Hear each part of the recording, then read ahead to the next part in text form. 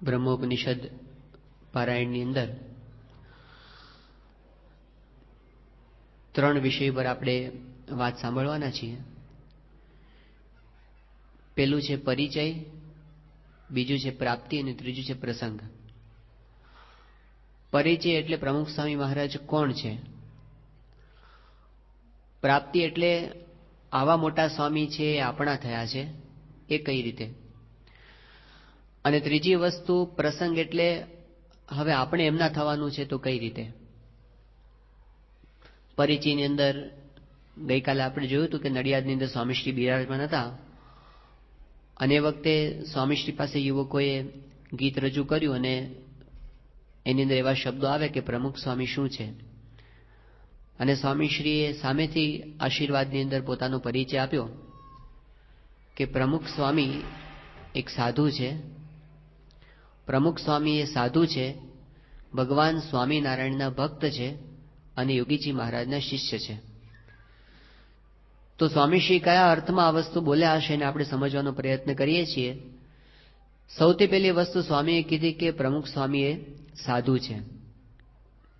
ગઈકાલે આપણે જોયું હતું કે સાધુ કે સંત શબ્દ એ બહુ સસ્તો થઈ ગયો છે દુનિયાની અંદર અત્યારે. પણ સ્વામીશ્રી જે અર્થમાં સાધુની વાત કરે છે, ગુણાતીત સંતની વાત. સ્વામીશ્રી એ વાત કરે છે કે જે સાધુ એક જ છે આખા બ્રહ્માંડની અંદર, એ સાધુ છે ગુણાતીતાનંદ સ્વામી. એની વાત સ્વામીશ્રી પોતે કરે છે કે પ્રમુખ સ્વામી એ સાધુ છે. સ્વામીશ્રીના જીવનની અંદર સાધુતાના જે ગુણો છે એનો આપણે બહુ જ ટૂંકની અંદર આપણે દર્શન કરવાના છીએ, કારણ કે સ્વામીશ્રીના ગુણો તો અગાધ છે, સમુદ્ર જેવા છે. જ્યારે જ્યારે આપણે સ્વામીશ્રીના ગુણોની વાત કરીએ ત્યારે આપણને હંમેશા થોડો અસંતોષનો અનુભવ થાય કે જેમ જેમ આપણે સ્વામીશ્રીને હજી કહી શક્યા નથી. દરેક વખતે આપણને એવો અનુભવ થાય. તો સ્વામીશ્રીની અંદર જે સાધુતા છે, દુનિયાની અંદર આપણે જોતા હતા કે મોટાભાગે લોકોને એવું હોય છે કે પરચા બતાવે તો સાધુ. કેટલાક લોકો એનાથી થોડા આગળ વધે, એવું કે ના બસ કોઈ સારી કથા વાર્તા કરે તો એ બહુ સારા સાધુ કહેવાય. અથવા તો એટલું પણ ન હોય ને ઘણી વખત તો કેવું હોય છે કે જેની પાછળ હજારો ને લાખો માણસો ફરતા હોય એટલે એ મોટા સાધુ કહેવાય. આવી પણ સમજણ હોય છે. ગુણાતીતાનંદ સ્વામીના વખતમાં એવું બન્યું હતું કે એક વખત એક હરિભક્ત હતા અને પોતે ત્યાં જુનાગઢ પહોંચ્યા હતા અને ત્યાં આમ તો દર્શન કરવા માટે જ ગયા હતા જુનાગઢ મંદિરે. અને એ વખતે એમણે જોયું કે ગુણાતીતાનંદ સ્વામી છે એની પાછળ હજારો માણસો ફરે છે અને આ મંદિરના મહંત છે અને કેટલા બધા લોકો એમની આજ્ઞાની અંદર વર્તે છે. એટલે એમને થયું કે આટલા બધા માણસો જો સ્વામીને માને છે તો સ્વામી ખરેખર મોટા કહેવાય. એટલે એમને સ્વામીને વિનંતી કરી કે સ્વામી, આપ આટલા મોટા સંત છો તો મને એવી ઈચ્છા છે કે મને તમારી પાસે તમે રાખો. સ્વામી કીધું સારું, રહો અહીં આગળ સેવા કરો અને ભજન કરો, અમને કઈ વાંધો નથી. એટલે પોતે મંદિરની અંદર રહેવા માંડ્યા અને સ્વામીનું સમાગમ પણ કરતા. હવે એની અંદર એવું થયું કે જન્માષ્ટમીનો ઉત્સવ આવ્યો અને વડતાલથી આચાર્ય રઘુવીરજી મહારાજ પધાર્યા. હવે આચાર્ય એટલે તો શું કહેવાય, આખા સંપ્રદાયના એ વખતે ધણી કહેવાતા. અને એની પાછળ તો કેટલા બધા માણસો ફરનારા હોય, એની આગળ પાછળ બધા નિશાન ડંકા હોય અને બધા આખો સંઘ એની ભેગો ને ભેગો ફરતો હોય. એના ઊંચા આસનો પડે, ગાદી તકિયા થાય, એની છડી પોકારાય. આ બધું જોયું ને આચાર્ય મહારાજનો ઠાઠમાઠ બધો. તો પેલા જે હરિભક્ત હતા એમને થયું કે સ્વામી મોટા તો ખરા પણ રઘુવીરજી મહારાજ તો એના કરતાંય મોટા, કારણ કે આ તો આખા સંપ્રદાયના ધણી, બધા મંદિરો એમના કહેવાય અને બધા એની પાછળ ફરે છે. એટલે એમને રઘુવીરજી મહારાજને કીધું, જયારે પાછા ફરતા હતા ને જયારે વડતાલ, ત્યારે કીધું કે મને તમારી પાસે રાખો, કે મારે તમારી સાથે રહેવું છે. રઘુવીરજી મહારાજ કે હાલો. એટલે ગુણાતીતાનંદ સ્વામીને છોડીને લાગ્યા રઘુવીરજી મહારાજની સાથે અને ત્યાં રહેવા માંડ્યા વડતાલની અંદર. હવે એમાં એવું થયું કે એકાદ વર્ષની અંદર રઘુવીરજી મહારાજ પોતે કઈ વડોદરા ગયા હતા સત્સંગના કામ માટે, એટલે કે ત્યાં આગળ પધરામણી હશે એના માટે. હવે એ જ વખતે થયું કે વડોદરાની અંદર ગાયકવાડ સરકારની સવારી નીકળી હતી અને આ તો રાજા અને લાખો માણસો એની પાછળ ફરનારા ને એની જાહો જલાલી ને એનો બધો ઠાઠમાઠ, એ તો કેટલો બધો વધારે હોય. એ જોયું તો એ લાગ્યું આ તો બધા ઠીક છે, બાકી ગાયકવાડ જેવા કોઈ નહીં. તે લાગે એની નોકરીમાં જઈને ચોંટી ગયા. તો ઝાઝા માણસો પાછળ ફરતા હોય એટલે મોટા. આવી પણ એક સમજણ હોય છે, કદાચ અહીં પણ એવું થતું હોય કે આપણે સ્વામી પાસે આવે સત્સંગની અંદર તો કેટલાક લોકો એ રીતે જ આવતા હોય કે સ્વામી પાછળ લાખો માણસો ફરે છે તો જરૂર એ મોટા હશે. સત્સંગમાં પ્રવેશ આવી રીતે થાય એનો વાંધો નથી, પણ અહીં આવ્યા પછી સ્વામી સાધુ છે અને કઈ રીતે સાધુ છે એ આપણે વચનામૃતના આધારે સમજવું પડે, એ સ્વામીની વાતોના આધારે સમજવું પડે, એ સત્પુરુષના વચનને આધારે સમજવું પડે. તો એમની સાધુતાની અંદર આપણને જો સ્પષ્ટપણે કોઈ વસ્તુ દેખાતી હોય આખી ગુણાતીત પરંપરાની અંદર, તો એ છે એમનું વર્તન. જે રીતે પોતે રહે છે, જે રીતે પોતે જીવે છે, જે રીતે પોતે આચરણ કરે છે, એમનું વર્તન. ગુણાતીતાનંદ સ્વામી શ્રીજી મહારાજની આજ્ઞાની અંદર જે રીતે વર્ત્યા, 500 પરમહંસોની અંદર ગુણાતીતાનંદ સ્વામી અજોડ એ રીતે રહ્યા. 28 વર્ષની ઉંમરે ગુણાતીતાનંદ સ્વામી પોતે કોવૈયા અને પાદર હતા, અને એ વખતે બન્યું તેવું કે ગુણાતીતાનંદ સ્વામીને કઈ રોગ થયો હતો, અને રોગમાં એમને ચરી એવી આપવામાં આવી હતી કે તમારે કોપરો અને દૂધ ખાવું. એટલે પોતે જમતા હતા. હવે દૂધ જમ્યામાં આવ્યું હશે આ બધું, એટલે સ્વામીનું શરીર સારું થયું હતું એ વખતે. અને ત્યાં મહારાજે બાળા જોગી રૂપે દર્શન આપ્યા, અને શ્રીજી મહારાજે એમને વાત કરી ગુણાતીતાનંદ સ્વામીને કે સાધુરામ, પેટ બહુ તગતગે છે, એટલે કઈ સારી વસ્તુ બહુ જમ્યામાં આવી લાગે છે.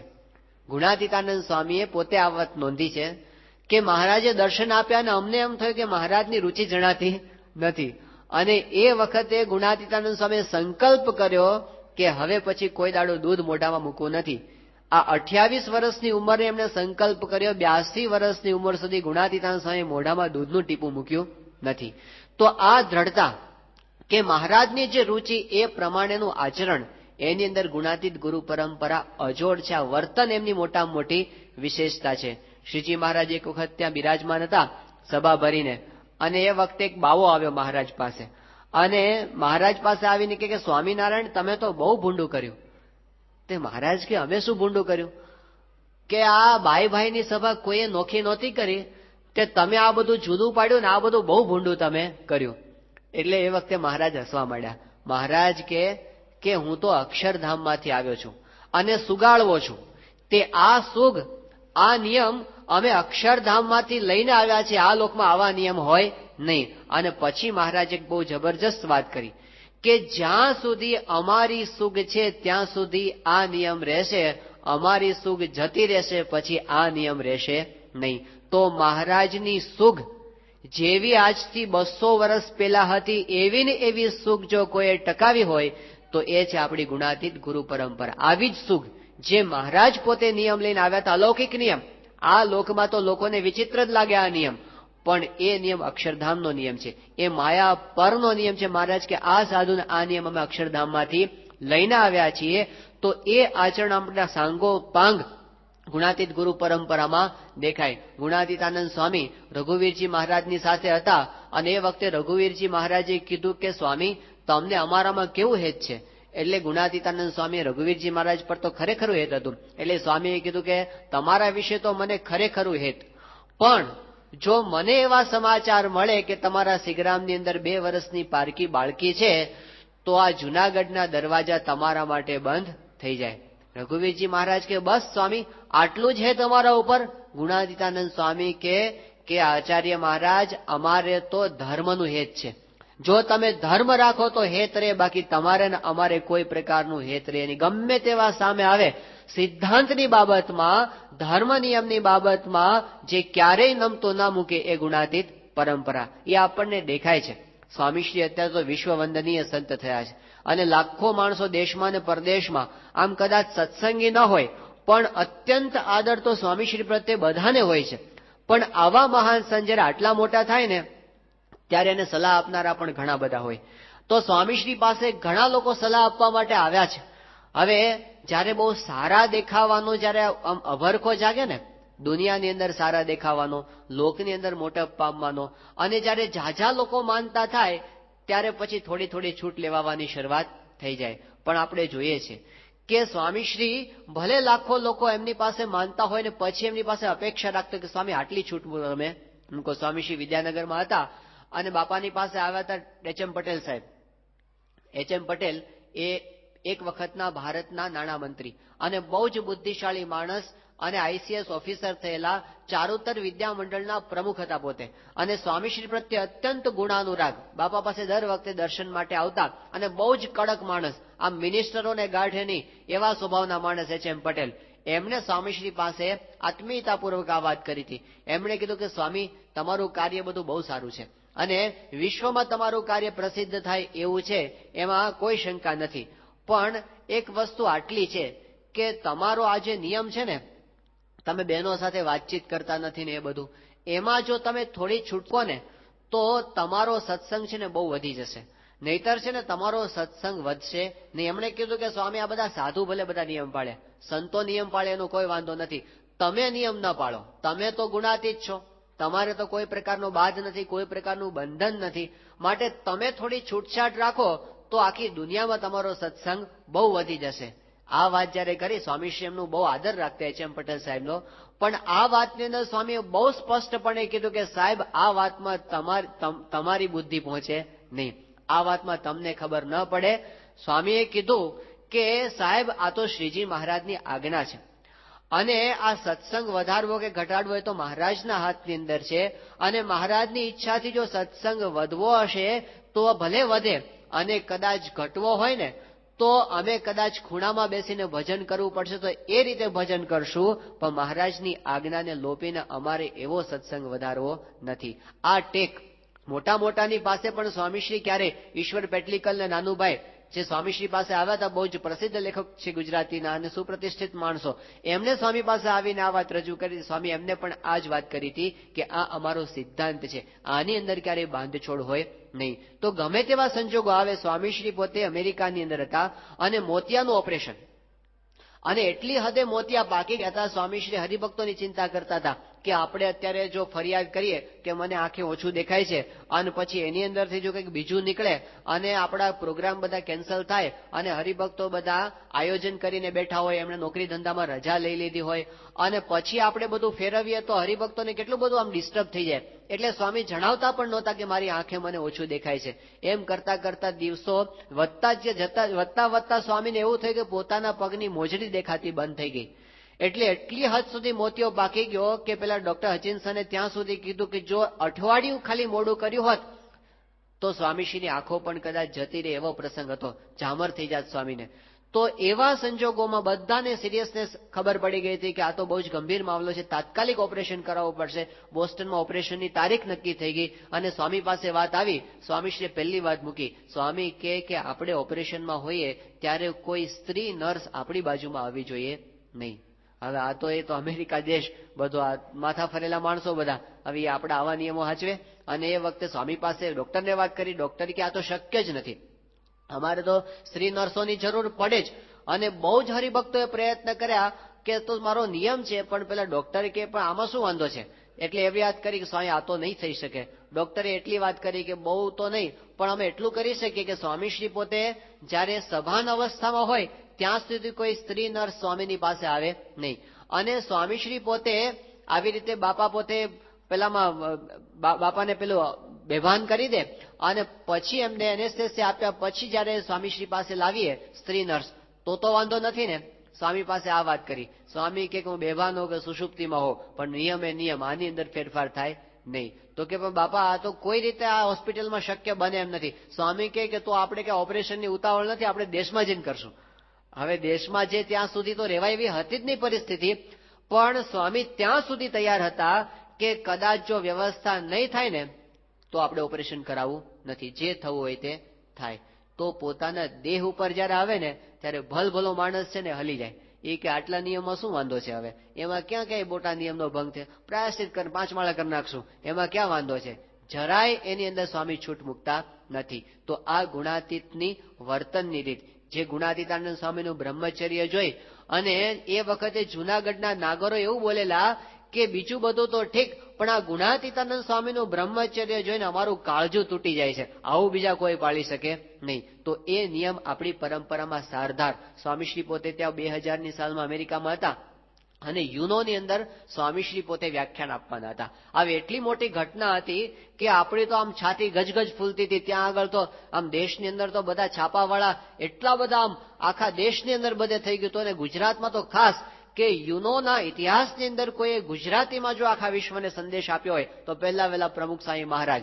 તો આપણા અખિલ સ્વામિનારાયણ સંપ્રદાયની અંદર સૌથી પહેલા એનાથી આગળ વધીને સમગ્ર હિન્દુ ધર્મનું પ્રતિનિધિત્વ કરીને સ્વામીશ્રી ત્યાં મેસેજ આપવાના હતા. હવે આટલું મોટું સન્માન અને બધે વાહ વાહ થઈને છાપે આ બધી વાતો ચડે તો એ તો બધું બધાને બહુ ગમતું હોય છે. એટલે આપણને તો બહુ જ ઉત્સાહ હતો. પણ એ વખતે સ્વામીશ્રીએ દરેક વખતે આ વાતનો ખટકો રખાવ્યો. સ્વામી કે આપણે આ જાહેર સભામાં બધે જઈએ પણ એમાં આપણે નિયમોનું શું, એ સચવાશે કે કેમ? હવે બહુ જ મોટો પ્રશ્ન હતો, કારણ કે આ તો બધા દેશોના લોકો ભેગા થવાના અને અમેરિકાની ધરતી પર ઇક્વલ રાઇટ્સનો બધો આખો જમાનો ચાલે અને એની અંદર જે લોકો પોતે આખા આ યુનોની વિશ્વ શાંતિ પરિષદના જે ધર્મ પરિષદના મુખ્ય દાતા કહેવાય એ બધા પેલા ટેડ ટર્નર હતા કે પછી યુનોના એ વખતના પ્રેસિડેન્ટ કોફી અન્નાન, આ બધા મોટા મોટા માણસો એમની પત્ની સાથે આવ્યા હોય. હવે એ તો સ્ટેજ ઉપર જ બેસતા હોય. હવે એની પત્નીઓને ખસેડીને પાછળ મોકલવી, હવે એ લોકો માને આપણું? તો એટલું ખાલી હતું ભગવાનની ઈચ્છાથી કે આખી સભા વ્યવસ્થા, બેઠક વ્યવસ્થા બધી BAPS ના યુવકો સંભાળવાના હતા. બધાને સમજાય ને, પણ એ સમજશે કે નહીં સમજે એ તો કઈ નક્કી જ નહોતું. પાછું યુવકો કેતો ખરા તમે પાછળ જાઓ, પણ એ જતા હશે કે હું કામ પાછળ જઈએ? હવે આવું થાય તો શું થઈને ઉભો રહે? તો સ્વામીએ છેલ્લે સુધી કીધું કે જો આપણી વ્યવસ્થા ન સચવાય તો છેલ્લી ઘડી, સ્વામી કે છેલ્લી ઘડીએ પણ કાર્યક્રમ કેન્સલ કરવાનો. સ્વામીશ્રી આગલે દિવસે રાત્રે ત્યાં જે જગ્યાએ મેનહટનની અંદર જે યુનોનું બિલ્ડિંગ છે એની નજીક હોટલમાં રાત રહ્યા હતા. તો સ્વામીશ્રી યુનોમાં જવાના હતા, 10 મિનિટ પહેલા સુધી નક્કી નહોતું કે વ્યવસ્થા સચવાશે કે નહીં સચવાય. છેલ્લી ઘડી સુધી આમ અવઢવમાં હતું અને સ્વામી એવું જ કહી રાખ્યું હતું, તો આપણે જવું જ નથી. હવે ભગવાનની દયાથી બધું ગોઠવાઈ ગયું અને એકદમ આપણી મર્યાદા પ્રમાણે યુનોમાં વ્યવસ્થા ગોઠવાની. યુનોના ઇતિહાસમાં પહેલી વખત આવું થયું હશે કે સ્વામિનારાયણ સંપ્રદાયની રીત પ્રમાણે બેઠક વ્યવસ્થા યુનોમાં ગોઠવાની પ્રમુખ સ્વામી મહારાજને લીધે. અને સ્વામીશ્રી પોતે ત્યાં ગયા અને સ્વામીશ્રી આખું સભા આમ જબરજસ્ત થઈ, બધાને ખૂબ બહાર પડ્યો. બધાએ સ્વામીશ્રીના પ્રવચનને ખૂબ વધાવ્યું, સ્વામીશ્રીના સંદેશને. અને આ બધું થયા પછી કેટલો બધો આનંદ હોય એનો. સ્વામી ઉતારે આવ્યા અને પછી બધા મોટા મોટા સંતો હતા ને આયોજકોને સ્વામીએ બોલાવ્યા. યજ્ઞવલ્લભ સ્વામીને બોલાવ્યા, વિવેક સાગર સ્વામીને બોલાવ્યા, આત્મ સ્વરૂપ સ્વામી એ વખતે ત્યાં ગયા હતા એને બોલાવ્યા. અને પછી સ્વામી બધાને ભેગા કરીને કે આપણે પાણી મૂકો. કે સ્વામી શેનું પાણી? સ્વામી કે હવે પછી કોઈ દાડો આવી સભામાં આપણે જવું નહીં. સ્વામી કહે કે આ તો મહારાજની કૃપાથી આ બધા આપણા નિયમો હચવાના, બાકી આની અંદર કઈ ઠેકાણું છે કે આ બધા માણસો ભેગા થાય આપણું સચવાય ન સચવાય? સ્વામીને જરાય સન્માનની પડી નથી કે કદાચ સન્માન નહીં થાય તો ભલે ન થાય અને કદાચ સત્સંગ એના લીધે વધવો ન હોય તો ભલે ન વધે, પણ આપણા વર્તનની અંદર, નિયમની અંદર ક્યારેય કોઈ પ્રકારની ચૂક સ્વામીશ્રી પોતે પડવા દેતા નથી. આ ગુણાતીત સાધુતાની રીત. તો ક્યારેય કોઈની મોહબતમાં લેવાય નહીં, ક્યારેય કોઈની શેહની અંદર દબાય નહીં. આમ પોતે સરળપણે વર્તે, પણ જ્યારે વર્તનની વાત આવે ત્યારે પોતે ક્યારેય પોતાની વાત છે એ મૂકતા નથી. તો આ ગુણાતીત સંતની વાત એ વર્તનની વાત છે. અને એટલે જ હરીન્દ્ર દવે છે ને 1988ની સાલમાં જ્યારે સ્વામીશ્રી પરદેશથી આવ્યા ત્યારે સ્વાગત સભાની અંદર પધારેલા. બહુ જ પ્રસિદ્ધ ગુજરાતી ભાષાના લેખક અને સ્વામીશ્રીના અત્યંત ગુણાનુરાગી. તો એમણે મુંબઈમાં સ્વામીશ્રીના સ્વાગત પ્રવચનની અંદર બહુ સરસ વાત કરી હતી.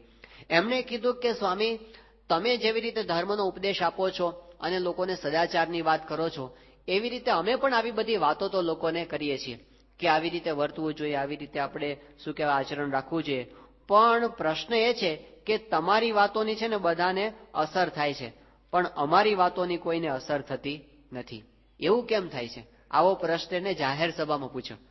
પછી સ્વામી તો કઈ બોલ્યા નહીં, એમણે પોતે જ વાત કરી. એમણે કીધું સ્વામી એનો જવાબ હું આપું. પછી એમણે કીધું કે આપણે બેંકની અંદર આપણું બેલેન્સ મૂક્યું હોય અને પછી આપણે ચેક લખીએ તો બેંકમાંથી આપણને પૈસા મળે, પણ બેંકમાં બેલેન્સ ન હોય અને પછી આપણે લાખ શિલિંગનો ચેક લખીએ તો શું થાય? બાઉન્સ થાય. એમણે વાત કરી કે સ્વામી અમારી પાસે છે ને વર્તનનું બેલેન્સ નથી અને અમે વાતો મોટી મોટી કરીએ છીએ સદાચારની, એટલે અમારા બધા ચેક છે ને બાઉન્સ થાય છે. તમારી પાસે વર્તનનું અબજો રૂપિયાનું બેલેન્સ છે એટલે તમારો ચેક ક્યારેય બાઉન્સ થતો નથી. એ છે ને આર પાર ઉતરી જાય. પહેલા વર્તે, 1000 ગણું વર્તે અને પછી સ્વામીશ્રી પોતે 1 ગણી વાત આપણને કરે. બાકી આ 750-785 સાધુ એ બધાને વર્તાવવા અને બધાને પ્રેમના કઈ મિલિટરી કાયદો નથી. આમ બે સાધુ આમ અમેરિકા ફરતા હોય, બે ઓસ્ટ્રેલિયા બાજુ ફરતા હોય, અને એ બધા સ્વામીશ્રીને રાજી કરવા માટે એમની ઈચ્છા પ્રમાણે આ બધું આચરણ કરીને વર્તન રાખે. મહારાજે તો આને પુરુષોત્તમ નારાયણનું અસાધારણ લક્ષણ ગણાવી દીધું છે. સાધુમાં રહી અને પુરુષોત્તમ નારાયણ આ કામ કરે કે બધાને લક્ષાવધિ મનુષ્યને નિયમમાં વર્તાવી શકે, પણ ક્યારે પોતાનું એવું ઉચ્ચ પ્રકારનું આચરણ છે. એટલે સ્વામીમાં જોઈએ અને આપણને પ્રેરણા મળે તો મોટી વસ્તુ એમની પાસે આ વર્તનનું જબરજસ્ત બેલેન્સ છે, એની અસર. સ્વામી શ્રી વિવેક થોડા સમય પહેલા એવું થયું હતું, 2-4 વર્ષ પહેલા, કે સારંગપુરની અંદર સંતોની સભા હતી, વાડીએ રાખવામાં આવી હતી, અને એની અંદર વિવેક સાગર સ્વામીનો ઇન્ટરવ્યુ રાખવામાં આવ્યો હતો. એમાં એક પ્રશ્ન એવો પૂછવામાં આવ્યો હતો કે તમે સ્વામીશ્રી સાથે છેલ્લા 30 વર્ષથી ફરો છો, આટલા વર્ષથી સ્વામી સાથે ફરો છો. સામાન્ય રીતે કેવું થાય કે આપણે ભેગા ફરતા હોઈએ એટલે અથવા ભેગા રહેવાનું થાય તો આપણને થોડા દિવસ ભેગા રહેવાનું હોય તો આપણને બહુ ઉત્સાહથી લાભ લઈએ, પણ પછી વધારે રહેવાનું થાય તો બાપા અહીં 10 દિવસ રોકાવાના છે, પણ પછી આપણે રોજ ઉત્સાહથી લાભ લેતા હોઈએ. પણ એવું આયોજન થાય, સ્વામી કહે કે 6 મહિના આપણે નાઇરોબીમાં જ રહેવું છે, 6 મહિના પછી કે ના, આખું વર્ષ જ આપણે શતાબ્દી વર્ષ જ અહીં કરી નાખીએ, તો શું થાય? તો પછી રવિવારે આવતા થઈ જાય કે સ્વામી તો અહીં જ છે ને, પછી આપણે જઈશું. પછી આપણને એટલો ઉત્સાહ ન રહે. વિવેક સાગર સ્વામીને પ્રશ્ન એવો પૂછવામાં આવ્યો, 30 વર્ષથી તમે ભેગા ફરો છો, છતાં સ્વામીશ્રીનો લાભ લેવાનો એવો જ ઉત્સાહ, દરેક વખતે એને ઘણા કામ હોય છે છતાં પણ હાજર જ હોય, અને ટાઈમ ટુ ટાઈમ હાજર હોય, અને પાછા કથા કરવાની અને સ્વામીનો મહિમા કહેવાનો. તો અખિલ સ્વામિનારાયણ સંપ્રદાયની અંદર છેલ્લા 200 વર્ષની અંદર કોઈએ કથા નહીં કરેલી વિવેક સાગર સ્વામીએ કરી છે. એકની એક વાત બધાને કરવાની, અને સભામાંની એકલો બેઠો હોય તોય કરવાની. હવે આટલી બધી વાત કર્યા કરો છો ને છતાંય તમને ક્યારેય કંટાળો આવતો નથી, તો એનું કારણ શું છે? આવો પ્રશ્ન એમને પૂછવામાં આવ્યો ત્યારે એમણે બહુ સરસ જવાબ આપ્યો હતો. એમણે કીધું કે મને 2 વસ્તુ બરાબર સમજાઈ ગઈ છે, કે એક તો શ્રીજી મહારાજ સિવાય બીજો કોઈ ભગવાન નથી, અને બીજી વાત એ સમજાણી છે કે પ્રમુખ સ્વામી જેવો કોઈ સાધુ આ પૃથ્વી ઉપર, પૃથ્વીના પટ ઉપર બીજો કોઈ નથી. આ 2 વસ્તુ મને આ કોણ બોલે છે? 30 વર્ષ સુધી સતત રાત અને દિવસ ભેગા રહ્યા પછી બોલે છે. બુદ્ધિશાળી છે. બાકી કેટલાક બહાર તો લોકો કેટલાક એવું સમજતા, એક મહાત્મા એવું સમજતા હતા કે આ પ્રમુખ સ્વામીનું જે ચાલે છે ને એનું કારણ શું છે કે ડોક્ટર સ્વામીને વિવેક સાગર સ્વામીને લીધે ચાલે છે. આવા જો મારી પાસે પ્રવચન કરનારા હોય ને, મારો મહિમા કહેનારા, તો મારું પણ ચાલે. આવું લોકોને મનમાં હોય છે, પણ એને ખબર નથી કે ડોક્ટર સ્વામી કે વિવેક સાગર સ્વામીને પ્રમુખ સ્વામી મહારાજનો મહિમા કહેવાનો જે અંદરથી ફોર્સ આવે છે એ ક્યાંથી આવે છે એ એને ખબર નથી. તો રાત દિવસ ભેગા રહ્યા પછી બાકી શિવજીના ગુણ કોણ જાણે? પોઠિયો. ભેગા રહેતા હોય ને એને મહિમા ન હોય. યોગી શતાબ્દી મહોત્સવની અંદર એક મહાત્મા આવ્યા હતા, બહુ જ મોટા મહાત્મા છે, ભારતમાં બહુ મોટી પોસ્ટ છે એની સાધુ સમાજની અંદર, પણ પ્રવચનકાર જોરદાર છે, દેશ વિદેશમાં બધે વિચરણ કરે. એ આવ્યા, તેમની સાથે એમનો એક શિષ્ય હતો. હવે એમને ઉતારે આપણે રાખ્યા હતા, એટલે ઉતારેથી એમને લેવા માટે જવાનું હતું. આપણે એક યુવક હતા, એ પોતે એમને બોલાવવા માટે ગયા કે ચાલો આપણે સભાનો ટાઈમ થઈ ગયો છે એટલે હવે આપણે આવો. એટલે એ પોતે તૈયાર થતા હતા. હવે એ વખતે એમને કંઈક બિચારાને દવાની જરૂર હતી કે પાણીની જરૂર હતી. એમના શિષ્યને કેટલી બધી બૂમો પાડે, પણ પેલો શિષ્ય એમની જટા ઓળવામાંથી નવરો થાય નહીં. એ કે આવું છું. પછી આપણા યુવકે એમની સેવા કરી અને એમને પાણી આપ્યું, પછી એમને લઈ આવ્યા. એક સેવક મહિમાથી સેવા કરનારો ભેગા રહેનારો હોય ને ન હોય. હા, મોટા મોટા મહામંડલેશ્વરનો પ્રશ્ન આ છે કે એમની ભેગા કોઈ સાધુ રહેતા હોય અને એમાં આવા દિવ્ય ભાવથી એમની સાથે રહીને સેવા કરતા હોય, એક સાધુ એમની પાસે હોતો નથી. કારણ કે ભેગા રહ્યા પછી બધાને ખબર હોય એમનું આચરણ, અને પછી એમનો મહિમા રહે નહીં. જ્યારે અહીં આગળ આપણને દેખાય છે કે જેમ જેમ ભેગા રહેતા જઈએ ને એમ આપણને સ્વામીમાં વધારે ને વધારે ગુણોનું દર્શન થતું જાય, એમનું વધારે ને વધારે પ્યોરિટી છે એનો આપણને ખબર પડતી જાય. તો આ છે એમની પ્યોરિટી, એમનું આચરણ. સ્થૂળ દેહે કરીને પોતે એવા નિયમો પાળે છે, એમને તો કાંઈ જ જરૂર નથી, બધાથી પર છે, છતાં પણ પોતે આ રીતે વર્તીને બતાવે છે. એ છે એમની સાધુતા. એનાથી આગળ વધીને આ તો આપણને બહારથી દેખાય એવી વસ્તુ છે, પણ એના કરતા મોટી વસ્તુ છે સ્વામીશ્રીની માટે કે પ્રથમના 67મા વચનામાં મહારાજે સત્પુરુષનો એક બહુ જ મોટો ગુણ કીધો છે કે એને આ લોકના સુખની અંદર તો પ્રીતિ જ નથી. આ લોકના સુખની અંદર પ્રીતિ નથી. આ એક વાક્યની અંદર દુનિયાની 6 અબજની વસ્તીથી સ્વામી જુદા પડી જાય. આ લોકના સુખમાં પ્રીતિ ન હોવી, એના ઇન્દ્રિયો, એના અંતઃકરણ અખંડ ભગવાનની અંદર જોડાયેલા રહે, એ બહુ જ મોટી વસ્તુ છે. તો એ જેમ જેમ આપણે એમની સાથે ભેગા રહેતા જઈએ ને એમ એમ દર્શન થતું જાય કે એમને કેટલું બધું મહારાજે અંત્યના 26ના વચનામૃતમાં ભગવાનની પેઠે સેવા કરવા યોગ્ય સંતનું એક મોટું લક્ષણ આ બતાવ્યું છે કે એમના ઇન્દ્રિયો અને અંતઃકરણ એમના વશની અંદર હોય. ઇન્દ્રિયો, અંતઃકરણ આદિક જે માયાના ગુણ, તેની જે ક્રિયા તેને પોતે દાબીને વર્તે, પણ એની ક્રિયાએ કરીને પોતે ક્યારેય દબાય નહીં. તો એની ક્રિયાથી પોતે ન દબાવું અને અખંડ એને દાબીને વર્તું, આ સત્પુરુષ પોતે કરી શકે, બાકી બીજા કોઈ એ વસ્તુ કરી શકે નહીં. તો કેટલું બધું એમને જીવનની અંદર આપણને આ ઇન્દ્રિયોનો નિગ્રહ દેખાય છે. સામાન્ય રીતે કેવું હોય છે કે કેટલાક લોકોને આમ જ આયુષ મંડળ હોય છે સત્સંગ માટે, એને માટે એવો શબ્દ વાપરવામાં છે, ઓછી ખબર પડતી હોય, જેને ખબર જ ઓછી પડતી હોય. પણ સ્વામીનું કેવું છે કે બહુ જ ચપળ છે. એ પોતે એટલા બધા શાર્પ છે આ ઉંમરે, પણ ચંચળતા નથી એમની ઇન્દ્રિયોમાં. આ વસ્તુ બહુ વિલક્ષણ છે. એક નજરની અંદર બધું પામી. જો વર્ષો પહેલા સ્વામીશ્રી આફ્રિકાના વિચરણમાં હતા અને એ વખતે એક વખત સ્વામીશ્રી સંતો પગ દબાવતા હતા અને ત્યારે વાતમાંથી વાત નીકળી ત્યારે સ્વામી સહેજે એવું બોલી ગયા હતા કે શાસ્ત્રીજી મહારાજની કૃપાથી લાખ માણસનો સમય હોય અને એનું બધું આયોજન 6 મહિનાથી ચાલતું હોય અને અમને અગાઉથી કોઈ જ રિપોર્ટ કરીને માહિતી આપવામાં ન આવી હોય અને એ ઉત્સવ શરૂ થવાના 1 કલાક પહેલા જો હું એ ઉત્સવના સ્થળ ઉપર જાઉં અને એક નજર હું ફેરવું તો મને એટલી ખબર પડી જાય કે ક્યાં કેટલી વ્યવસ્થા છે અને ક્યાં કેટલી અવ્યવસ્થા છે, ક્યાં કેટલો ખોટો ખર્ચ કરવામાં આવ્યો છે અને ક્યાં કેટલી ખોટી કરકસર કરવામાં આવી છે. સ્વામી કે એક નજરની અંદર મને ખબર પડી જાય. આ સ્વામી પોતે બોલ્યા હતા. તો એમની નજર બહુ જ ચપળ છે. એ બધું જ જાણી જાય છે અને છતાં પણ એમની ઇન્દ્રિયોની અંદર ચંચળતા નથી. આ બહુ જ વિશિષ્ટ વસ્તુ છે. એક નજરમાં બધું પામી જવું. કેટલા બધા પ્રસંગોની અંદર આપણને દેખાય. સ્વામીશ્રી 1997 ની અંદર બોટાદ પધારેલા. ત્યાં 2 દિવસ માટે સ્વામી રોકાવાના હતા.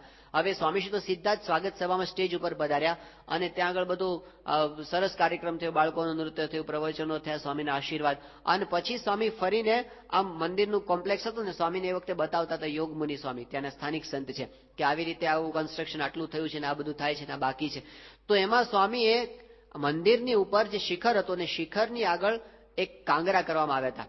હવે એમાં લગભગ 2 ફૂટ જેટલી જગ્યા એવી હતી છેલ્લે સાવ છેડે કે એટલા ભાગમાં કાંગરા નહોતા. સ્વામીશ્રીની આજુબાજુ તો કેટલો હલ્લો હોય ને કેટલું ટોળે, ફટાફટ બધી વાત ચાલતી હોય અને એમાં ફરતા ફરતા સ્વામીની નજર ત્યાં પડે ને, સ્વામી કીધું પેલા કાંગરા કેમ આટલા બાકી રહી ગયા છે, એટલી નજરમાં આવી ગયું સ્વામીનું. એટલે પછી યોગમુનિ સ્વામી કીધું કે સ્વામી એ તો આપણે પેલું શિખરમાં કઈ સફાઈ કરવી હોય તો નિસરણી મૂકવા માટે એટલી જગ્યા આપણે ખાલી રાખી છે કે ત્યાંથી ઉપર, કે તો બરાબર છે, પણ આ પણ એમની નજરની બહાર રહી જતું નથી. 1995 ની અંદર સ્વામીશ્રી પોતે ત્યાં અમૃત મહોત્સવનો આટલો બધો ઉત્સવ કરીને તરત ખાનદેશમાં પધાર્યા હતા અને એ વખતે વરખેડાની અંદર મૂર્તિ પ્રતિષ્ઠા હતી. તો બાપા ત્યાં પધાર્યા 6 જાન્યુઆરીની અંદર અને એ વખતે બાપા પ્રતિષ્ઠા પહેલા સ્વામીનો નિયમ છે કે બધું નવું કન્સ્ટ્રક્શન એ બધું જોઈ લે, એટલે મંદિરની અંદર સ્વામીને બધું બતાવ્યું હરિભક્તોએ. પેલા નીચે જોઈ લે, પછી સ્વામી કે આપણે ઉપર જઈએ અને ઉપર જઈને શિખરની પાછળનો ભાગ હતો ત્યાં સ્વામીશ્રી નાની અગાસી જેવું હતું ત્યાં ગયા અને એમાં સ્વામીએ માર્ક કર્યું. સ્વામી કે શિખરની પાછળના આટલા ભાગની અંદર કલર કરવાનું કેમ બાકી રહી, અને પ્લાસ્ટર કરવાનું કેમ બાકી રહી ગયું છે?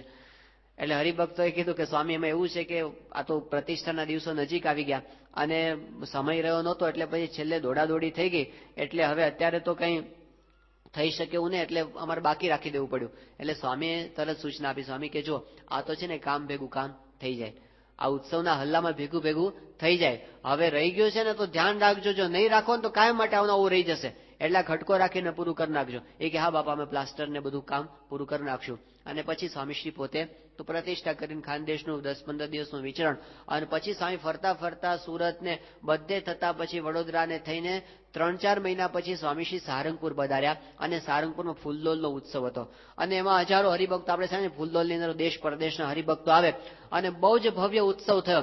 એ ઉત્સવ પછીના દિવસોમાં સ્વામી સારંગપુરમાં હતા અને એ વખતે એક વખત હરિભક્તો બધા આવ્યા, એમાં ખાનદેશના હરિભક્તોને સ્વામીએ જોયા અને એમાં વરખેડાને એક હરિભક્તને સ્વામી જોઈ ગયા અને સ્વામી એનો હાથ પકડ્યો. પછી સ્વામી કે પેલું પ્લાસ્ટર શું થયું એનું? બંને શિખરની પાસે પ્લાસ્ટર હતું.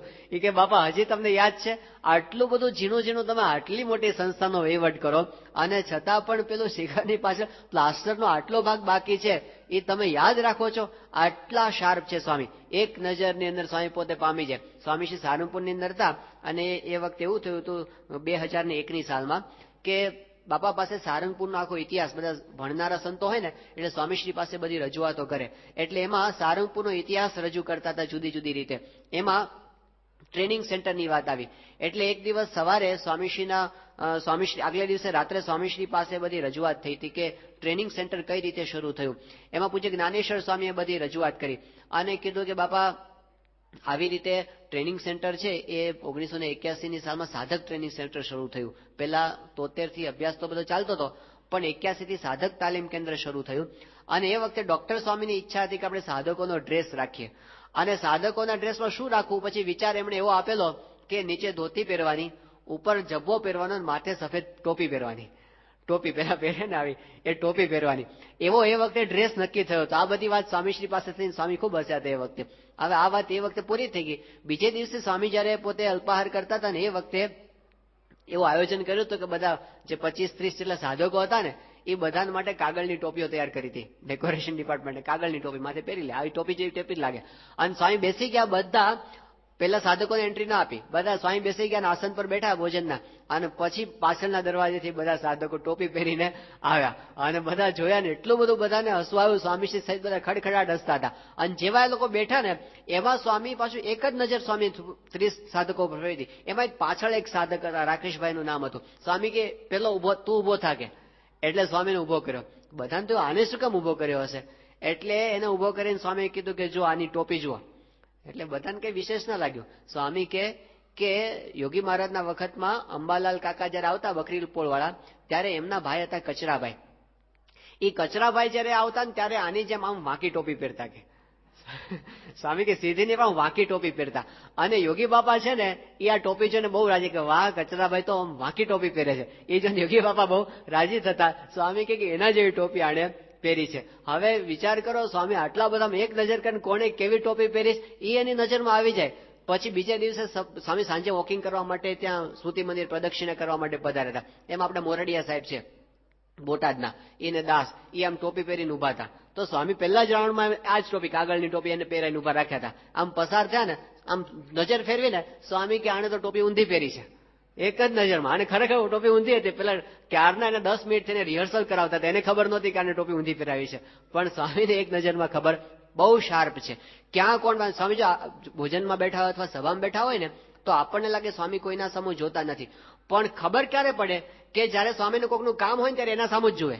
એટલે ખ્યાલ આવી જાય કે સ્વામીને એક્ઝેક્ટલી ખબર છે કે કોણ ક્યાં બેઠું છે. સ્વામી થોડા વર્ષો પહેલા સારંગપુર આવ્યા હતા અને પછી સ્વાગત સભાની અંદર સ્વામી બધી વાત કરતા હતા કે પેલા સારંગપુર હકા બાપુને યાદ કર્યા, પછી જૂની વાત કરતા. સ્વામી કે અહીંયા આગળ બધા જૂના હરિભક્તો પેલા શાસ્ત્રીમાના વખતમાં બધા કરતા. અને એમાં જીવાભાઈ એન્જિનિયરને યાદ કર્યા. જીવાભાઈ છે એ આમ તો એન્જિનિયર તો નથી, પણ પેલું એન્જિન ચલાવવાની સેવા કરતા. અત્યારે પણ સારંગપુરની અંદર છે. બહુ જ સામાન્ય સ્થિતિવાળા મંદિરમાં રહીને સેવા કરતા એક ભક્ત છે. તો સ્વામી કે જીવાભાઈ છે ને એ બધું એન્જિન ચાલે. સ્વામી કે જો પાછળ ઉભા થાવ. તો છેક પાછળ હતા ત્યાંથી જીવાભાઈને સ્વામી ઉભા કર્યા. એમની નજરની બહાર એ હોતું નથી. તો આપણને ખ્યાલ આવે સ્વામી કેટલા બધા શાર્પ છે, કેટલા બધા પોતે ચપળ છે. તો એ તો બધું આપણને દેખાય, પણ એની સાથે સાથે મોટી વિશેષતા શું કે પાછા છતાંય એટલો એમની દ્રષ્ટિની અંદર સંયમ. 2005ની સાલમાં જાન્યુઆરીમાં સ્વામીશ્રી પોતે પૂના પધાર્યા હતા. અને એ વખતે અજમેરા ત્યાંના આપણે મુખ્ય હરિભક્ત છે એમને ઘેર બાપાનો ઉતારો હતો. અને બાપા પોતે ભોજન ગ્રહણ કરતા હતા. હવે સામાન્ય રીતે કેવું હોય છે કે સ્વામીશ્રી પોતે ભોજન માટે બેઠા હોય તો આમ હોલ મોટો હોય, પણ એ હોલ એટલો બધો મોટો નહોતો. એના ઘર હતું પોતે, એટલે આમ મધ્યમ કક્ષાનો હોલ હતો. અને હોલની પાછળ ગેલેરી જેવું હતું. અને એ ગેલેરીની અંદર બહેનો ઉભા રહીને દર્શન કરતા હતા. સ્વામીશ્રી ભોજન કરતા હોય દરમિયાન એના પરિવારના બધા બહેનો. તો સ્વામી તો ખ્યાલ તો આવી જ જાય કોણ ક્યાં ઉભું છે, બાપાને ખ્યાલમાં હોય. તો આપણને ખબર છે કે સ્વામી સવારે ઉકાળો લે છે ત્યારે પેલું દવા લેવાની હોય છે. અને સ્વામીશ્રીને ગોળી લેવાની હોય ને ત્યારે શું છે કે ગોળી લેતી વખતે સ્વામીને બહુ જ અઘરું પડે છે. એમાં સેજ મોટી ગોળી હોય તો ખાસ. એટલે સ્વામી પોતે આમ ઉપર જુએ, આમ ગળું ઉપર લઈ જાય અને પછી કેટલી વારે સ્વામી એક ગોળી ગળી શકે છે. તો સ્વામીને પહેલેથી ગોળી ગળવાનું સ્વામીશ્રીને જરા કઠણ પડે છે. 1998ની સાલમાં સ્વામીશ્રી ત્યાં બાયપાસ સર્જરી બાપાને કરાવી હતી. વેસ્ટ સ્ટેશનમાં આરામ કરતા હતા. અને એ વખતે એવું થયું ને કે સ્વામીશ્રી પાસે એક ગોળી લાવ્યા લેવાની ડોક્ટરે કીધું, બહુ મોટી ગોળી હતી.